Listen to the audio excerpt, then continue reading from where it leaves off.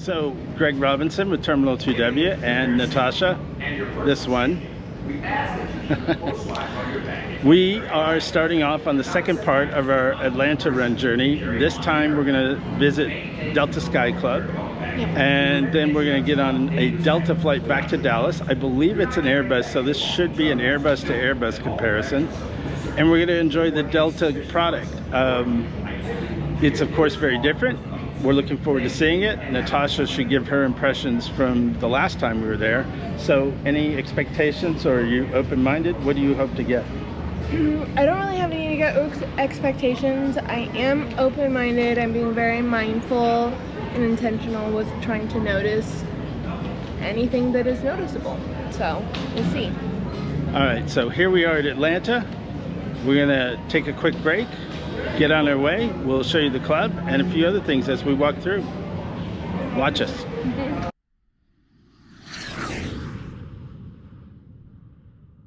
And the return trip from Atlanta is going to fly to DFW Airport for, again, a total of about 730 miles.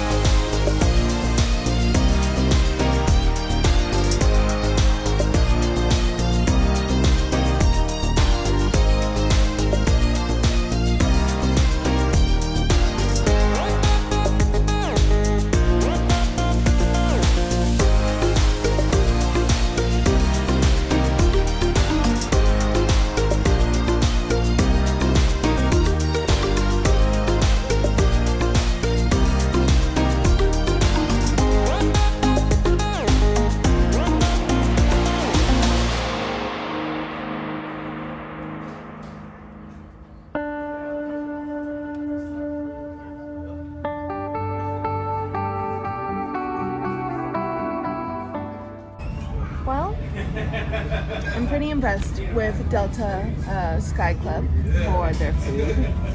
It is, I was gonna say light years. I wouldn't say light years above Admiral's food, but I would say it is several levels. I would say it's a notch and a half. I'd say at least 2.5 notches, honestly. Okay. I guess that would be on a 10-notch belt. So I give them a 7.5. The drink that I got was pretty disappointing, but I suspect that's just because the bartender's a new bartender and didn't know what a michelada was. So. Don't order a Mexican cocktail in Atlanta. That's the lesson we learned. Lesson learned. So I did try to try a little. I tried a little bit of everything. Not literally everything, but I tried to be pretty diverse. I got this pesto asparagus pasta that you see the remains of, which normally would be my number one, but it was a little bland for me. I also had some green beans and white beans, which are like white green beans, which I didn't know were a thing. So I'm pretty excited about that. And with a little bit of salt, that was really good. And then I had a kale salad with some accoutrement, which made it really good for a kale salad. Their hummus was awesome. And I had a little finger sandwich, which was, you know, it's pretty hard to mess up a finger sandwich. But the bread was really fancy. I think I finally learned my lesson about soups at travel clubs, because I keep trying the soups. And I am a soup person, but yeah, I don't think traveling, going quickly and rushing and soups are the way to go. So I won't be getting soups in the future.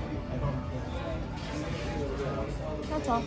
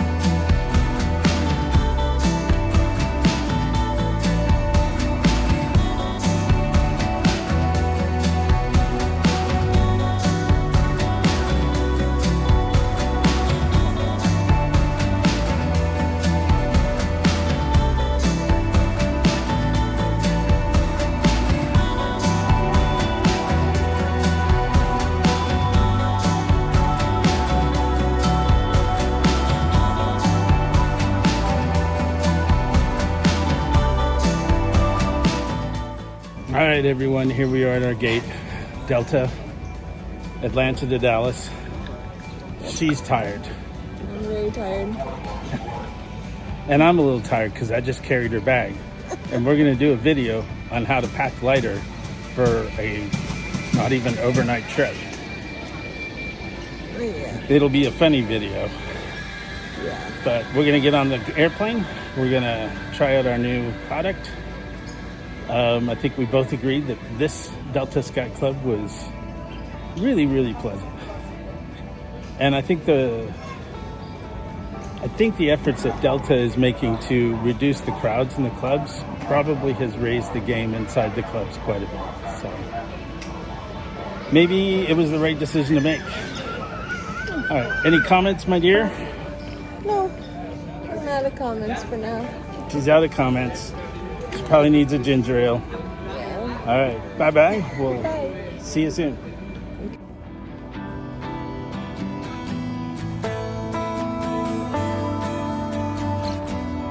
It's amazing how your mood has improved when you're not carrying 62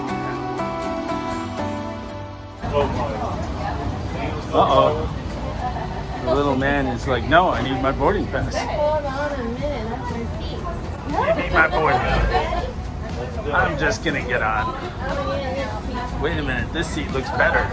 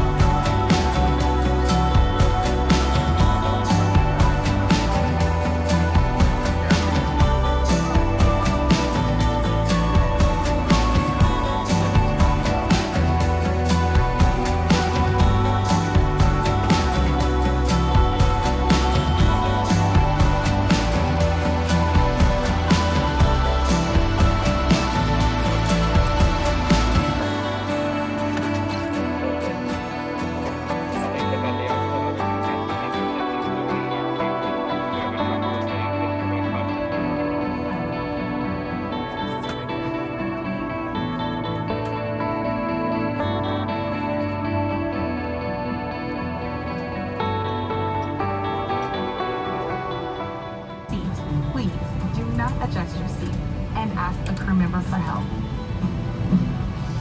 As we leave the gate, fasten your seatbelt by inserting the metal tip into the buckle and adjusting the strap so it's low and tight across your lap.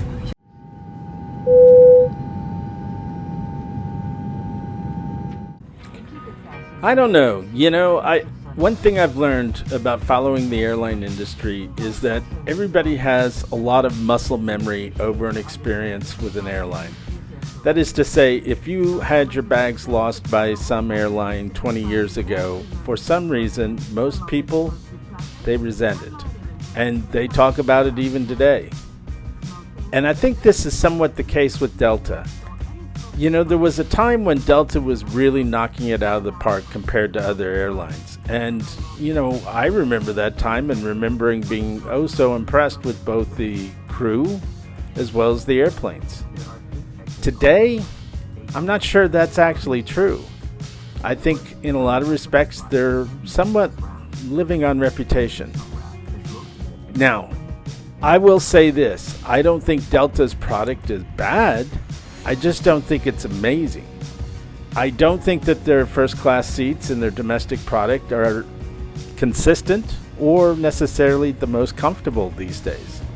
I think their aircraft interiors are getting pretty worn out. And frankly, I think some of their choices in those aircraft interiors have led to them looking shabbier and dirtier. I have flown on Delta, I think 2 or 3 times in the last 6 months, and each time my experience has been that cabin crew have been a little rough with customers.